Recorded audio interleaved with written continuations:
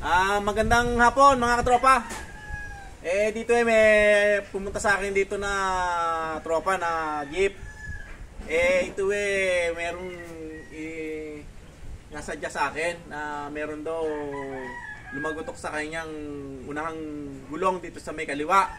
Ito't ating tatanungin kung ano yung nararamdaman niya. Ito yung tropa. Tropa, ano ba nararamdaman mo sa jeep mo dito sa unahan? Lumagutok lang. Ayun, may lumagutok. Pala saan banda, tropa? Sa ilalim. Sa ilalim. Ngayon, ay ano pa mga tropa ang mga ipagagawa mo pa? Bukod doon? Papalala sa din. Yung Pitman Arms mo, ating bang iiksiyan? Bakit? Para lumambot. Para lumambot. Yun naman pala tropa, titingnan natin kung ano yung lumagutok dito sa ilalim. Ito, yan, natanggal yung shock. Natanggal yung shock andito. Natanggal dito sa sa chassis yung pagkaka-welding. At ito mga katrope, puputulan ko pitman arms dito at medyo matigas ang kanyang manubela. At papalitan na ng mga dragling to, yung mga ito. Papalitan ko ng mga dragling. Kami bumili na. Kasi ito manuluwag na. Para sigurado, ito papalitan ko na pares ng bago. Dulo tsaka yung likuran. At pati na rin itong ulo-ulo.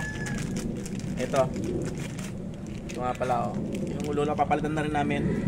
Ano nga pala, shoutout nga pala sa mga katropa sa IG Auto Supply, kay Madam at kay Dennis. Tropa, ito na yung puputulan kong Pitman Arms. Iksiyan ko ng konti ito. At ito ay papalitan ko ng ganito na iduduktong din mga katropa. Kaya yung ibang may agam-agam dyan na mapuputol daw ang building, ba't itong dragling nakaduktong din ng ang yung ganito nakaduktong din. Ibig sabihin lahat ng sa jeep na ginagamit nakaduktong naman. Kaya lang kailangan ng duktong talagang nakatulis siya at naka-full weld ng maganda.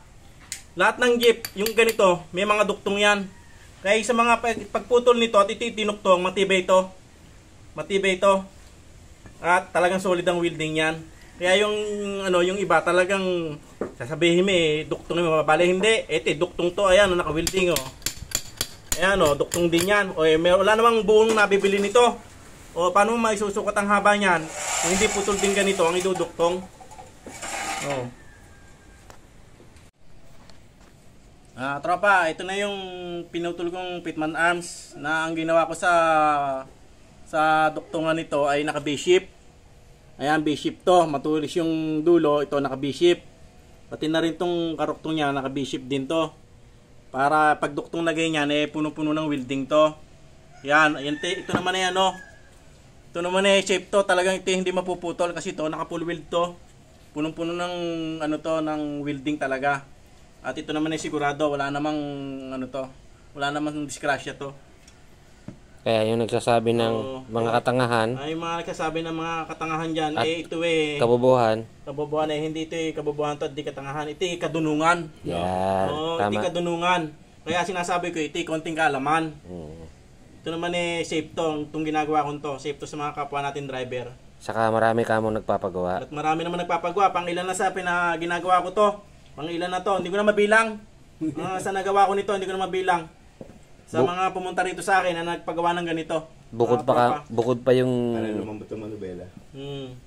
At nalambot naman ang mga manubela. Wala naman nagreklamo na hindi lumambot. Lumambot naman ang manubela nila. Ayan yung 50-50. 50-50 lambot. Tropa, ito na yung dinuktong ko sa dragling na bago na sa magkabilang dulo. Ito na yung mga duktong niya. Ito na yung mga dinuktong mga tropa. Ito yung duktungan ito yung solid ang welding nito. At ito duktungan yan.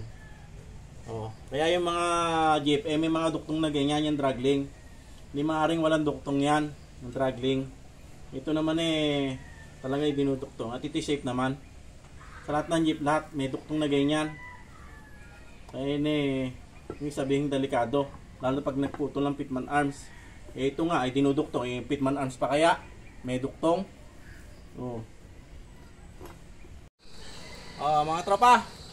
Ito na, natapos na tong jeep na pinutulan ng ng pitman arms. Ito tetestingin na nung memega niya. Ito pa anda rin na. Malambot lang. Lumabot na ba? Lumabot na? Oo, malambot lang. Malabot? Ilipit mo, hindi marinig eh.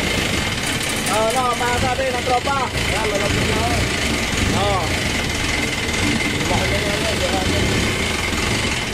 Bakit birada? Bago. Okay.